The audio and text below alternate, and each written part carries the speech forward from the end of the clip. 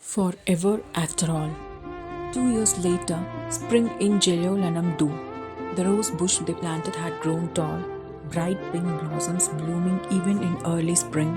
Vine gently touched one petal as sunlight danced across the garden. She smiled. Behind her, Taehyung walked out with 2 mugs of coffee, his paint-smudged fingers brushing her shoulder, still checking if the rose approves of our wedding. Vine laughed. It bloomed just in time. He wrapped an arm around her waist, resting his chin on her shoulder. Then I guess we are finally getting married, with nature's blessings. A wedding without cameras. There were no flashing lights, no designer gowns, no choreographed entrances. Just a white linen dress, a rustic wooden arch in the garden, a few chairs, a few people, and the sea humming in the background. Jimin and Jungkook stood on either side of Taehyung, both grinning, both tear-eyed. Vine's best friend held her bouquet. And just before the ceremony, her father took her hand. "You look like your mother did when I married her." Vine blinked rapidly. "I didn't think you would come." He smiled faintly. How could I miss seeing my daughter marry the only man brave enough to love her through a storm? Taehyung cried when she walked down the garden path, not silently, but in full tears, unapologetic. "You okay, Hyung?" Jungkook whispered beside him. "No," Taehyung choked. "I'm in love." When Ryan reached him, he grabbed her hand like a lifeline. She didn't let go. O's. They had written their own. Taehyung went first. "Ryan, you were the first person who ever saw me beyond the stage, the girl who believed in me before the world did. I loved you when we were young. I loved you through silence. I loved you when it hurt. And now I vow to love you when we are wrinkled, grey, and yelling at each other over burnt toast." Ryan sniffled, laughing through tears. Then her turn. "Tay, you made my quiet world loud. You turned my waiting into purpose and my heartbreak into music.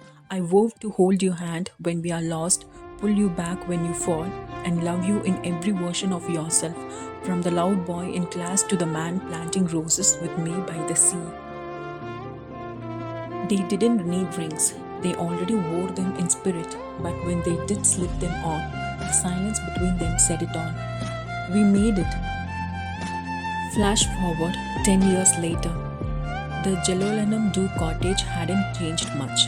Still warm, still sunny, still full of love. But now it echoed with the sound of a child's laughter.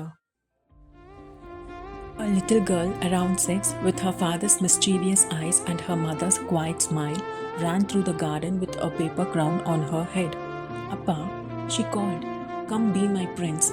Taehyung chased after her, pretending to trip and fall dramatically. "Your prince has fallen." From the porch, Ryan watched them, a gentle breeze tugging her hair back. "Appa's being silly again," she called out. Taehyung looked up, grinning. "He's being in love again." Later that evening, their daughter sat curled in Ryan's lap as they flipped through an old scrapbook filled with faded photos, scribbled poems, and concert tickets. "Yamma, did you and Appa always love each other?" Ryan smiled.